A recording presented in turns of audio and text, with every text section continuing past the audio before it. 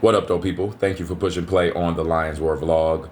We are on the first book of Adam and Eve. We are on chapter 37. All right, and we're going to go ahead and jump right in. But when Adam saw that the elder brother hated the younger, he endeavored to soften their hearts and said unto Cain, Take, O my son, of the fruits of thy sowing, and make an offering unto God, that he may forgive thee thy wickedness and thy sin. Okay, so like I said in a previous video, where was Adam and Eve at when it came down to what happened here with Cain and Abel? Because clearly Cain needed some help, and it's very obvious because spoiler alert, we know what happens. Unfortunately, the great Abel is removed unalived by his brother because of jealousy, envy, wickedness, evil, anger, darkness, pride, all those things. Okay, so that's a spoiler alert. So it's just messed up that it. Even here, we see that dark, evil energy working and pressing hard against the light and the good. And it just irritates me that,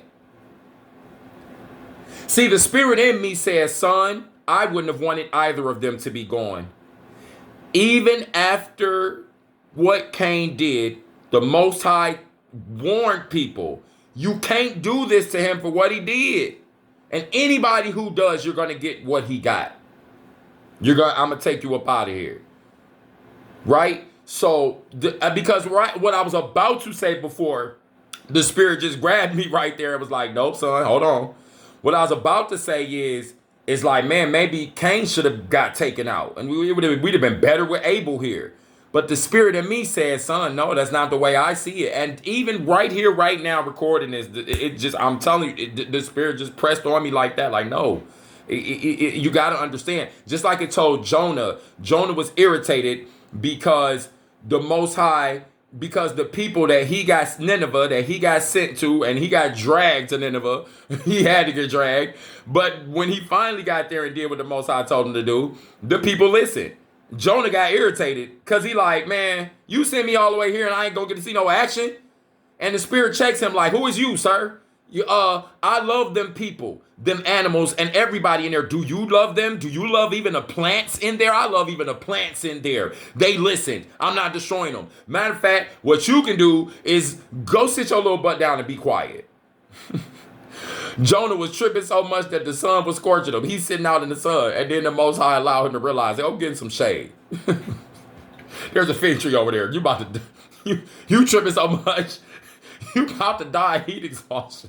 You gonna have a heat stroke. Here's a fig tree. Go over there. The Most High made Jonah's mind realize there's a fig tree because he become faint. The scripture say he had become faint from the heat. I mean, he was about to peace out. And the spirit didn't let him realize that there was a tree nearby. Because he's so tripping that he not even going to sit under the tree. He's just going to talk junk under the hot desert sun.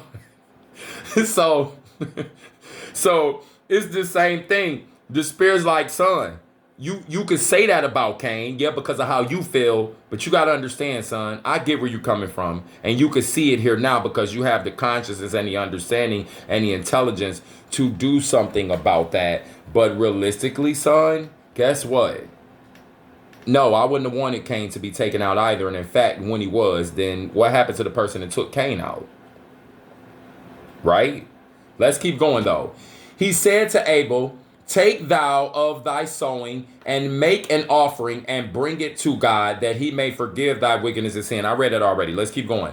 Then Abel hearkened unto his father's voice, and took of his sowing, and made a good offering, and said to his father, Adam, come with me, or that, dad, man, whatever they called each other, because he was referring to man. So that lets you know right there, he probably wasn't calling his dad. First of all, the names wasn't Adam and Eve anyway. So that's the first thing. Those names just represent what it means. First man, mother of the living, or first woman, right? All right, so Adam, come with me and show me how to offer it up. So he asked Adam to come and show him. Then God looked upon Abel and accepted his offering, and God was more pleased with Abel than with his offering because of his good heart and pure body. There was no trace of guile in him, or lies, or darkness, or confusion, or deception, or nothing crazy, irritating, talking crazy, talking back, disrespectful, hating towards his brother. Nothing like that in him, okay?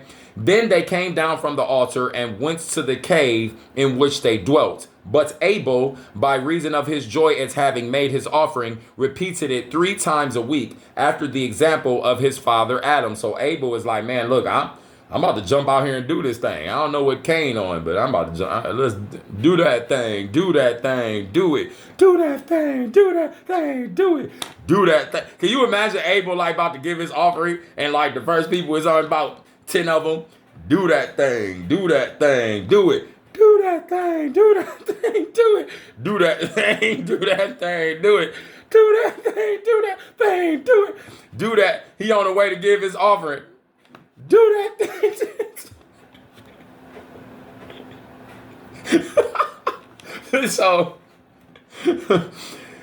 So he didn't take, okay, but as to Cain, he took no pleasure in offering.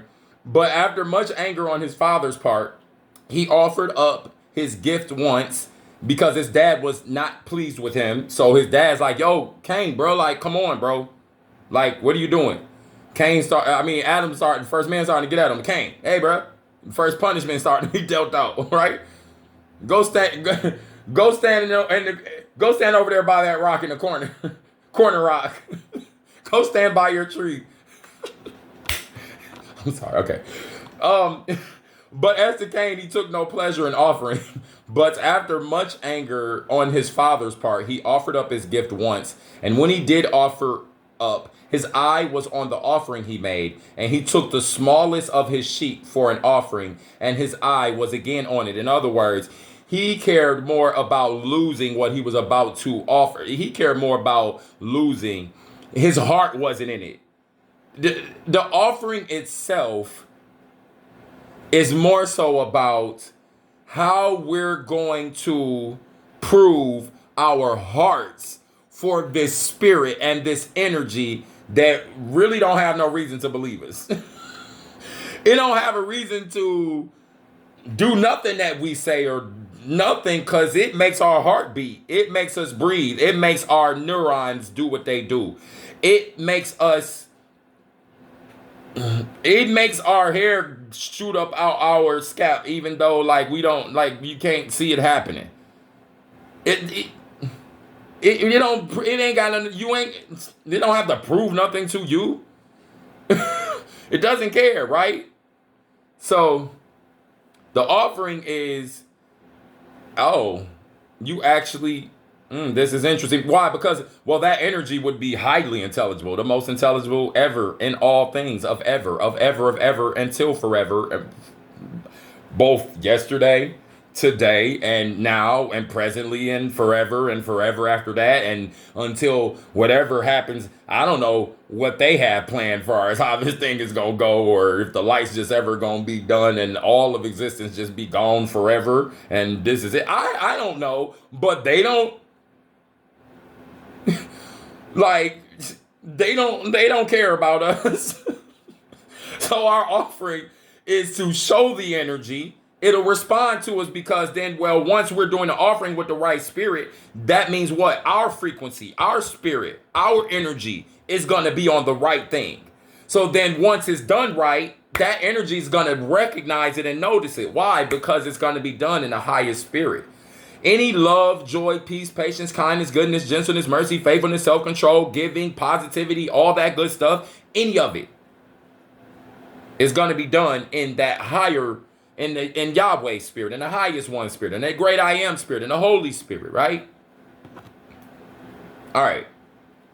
So Cain, he cared more about having to make the sacrifice than making the best sacrifice. And his heart was, at that point, his heart is now starting to be imbalanced. It's already showed. He's showing all sorts of anger towards his brother. His father is already frustrated with him because he's not listening. clearly, extremely clearly, we can clearly see why the transgression did what it did, because now Cain coming out how he did, it should have been Abel only. And if those new early beings had been cable only, if those new early beings had been Abel only, cable like in opposed to streaming services, right? Like, no, if they had been Abel only, I think the trajectory of the humans would have went totally different, because from Cain, we got Tubal Cain, and then we got like all these weird like early humans that just start tripping. Babylon comes from Cain. Like Cain literally sprouts out demons on the Cain is the first demon, I believe. I believe Cain is the first demon manifest on the planet in a human. Period. That's what I believe. And I believe that's what the transgression was for, so that Satan could put something, he could have one of his hosts or his energy or his spirit or his demons be manifest and walking around here and able to interact how the human could. To trick them even more, probably. Who knows? To destroy them. Because remember, he told Adam and Eve, for the rest of your life. I mean, I'm trying to destroy y'all forever. So if he can't do it emotionally, mentally, energetically, like in his, you know what I'm saying, attack the mind, then he's probably gonna try to do it with someone outside of the person. So then that person needs to be very keen on what's going on. That's why I said about Adam and Eve, like, man, they should have been on top of Cain, bro, because they should have been protecting the other children and the other siblings, because that would have been their job then at that point, because the kids are definitely new. And even though Abel is showing definite advanced signs of wisdom, intelligence, spirituality, consciousness, etc., you know, maybe his trust of his brother shouldn't have been there, because he should have clearly seen what his brother was on. He should have saw the same spirit that he didn't trust, that devil that came and he cast that down and it fled from him. He should have had that same energy towards his brother. He sure should have. So what that his brother, that's his brother. You're tripping, bro. You tripping. You always doing something wrong. You always on something negative. You're always saying something negative in my ear, and when you say it, it tempts me. You know, I'm all these months celibate and absent, and then here you come talking about sex, lust, dark mind towards those things that I just said, because sex and lust are not necessarily bad things. You can literally have a lust for the spirit of the Most High, but that word is not necessarily the best word to use. But I'm being real right there. Okay? So I'm just saying in general, like, you know, but the spirit saying, let me push on. Let me push on. But like I was saying, you know, my bad. Yeah, no, I'm you know, you got a person that's doing that, and then all of a sudden, you now are struggling with lust, like in your mind. You see what I'm saying? You now are, you know, because you doing good. Like, you making some good headway. And as soon as you get around that person, here they go talking on, they talking about they whatever they want to be on, because they want you to be on that, because they don't want to deal with your higher energy being something that shows them, hey, bro, you tripping, dog. You really are down there low. You need to come up here, bro. You need to come up here, sis. They ain't trying to hear that, right? So they're going to try and then over talk about their sin and all whatever they own, and they know you ain't on it.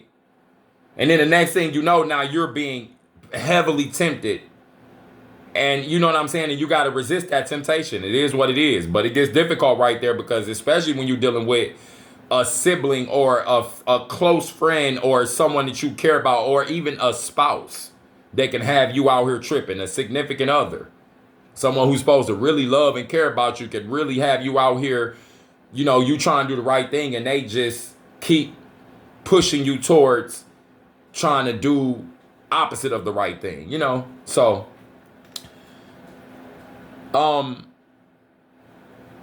Okay, I read that already. Father Adam. Okay, he took.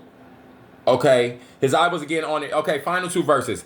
Therefore, God did not accept this offering because his heart was full of murderous thoughts. Therefore, God did not accept his offering because his heart was full of murderous thoughts towards his brother. And here, right here, is why we have Cain's offering not being accepted.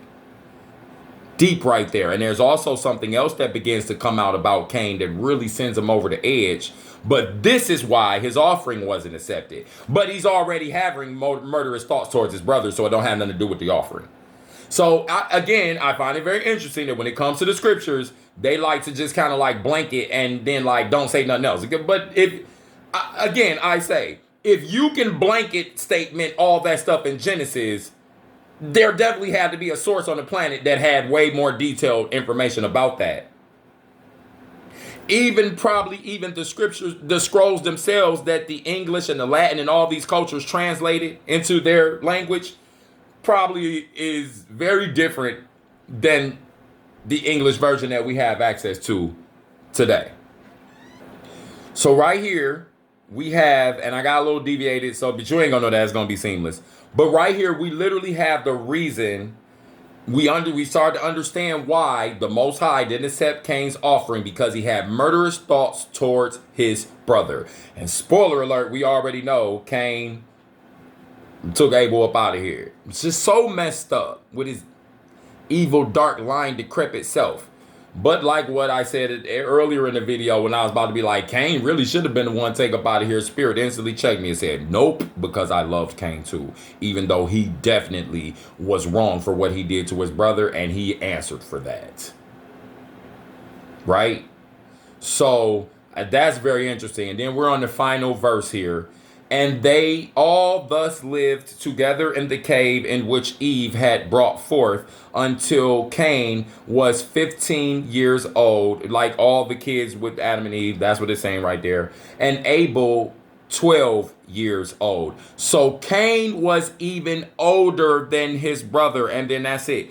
Cain was older than his brother. And he still made that move. So again, that shows you there, we see Abel, totally opposite of Cain, but we see all the energy of Cain is reflecting that of that dark one. We see it. All the energy of Abel is reflecting the light. Thus you see the split of the genome. Thus you see the split of the human DNA. Okay? The human RNA, the human beinghood. You see the split now. That's why the transgression was that, unfortunately, that was its impact. Because like I said just a few minutes ago, if not no transgression, all the kids would have been like Abel and humans would have been totally different. Period. So now we can see a little bit more what's going on. We have a little bit more clarity. And in the next chapter is going to give you more clarity. And you get even more detail. All right, let's see how long this next chapter. Oh, this next chapter is fairly long. So I'm not going to be able to. I was about to try and batch that one. But the next chapter is 40 verses.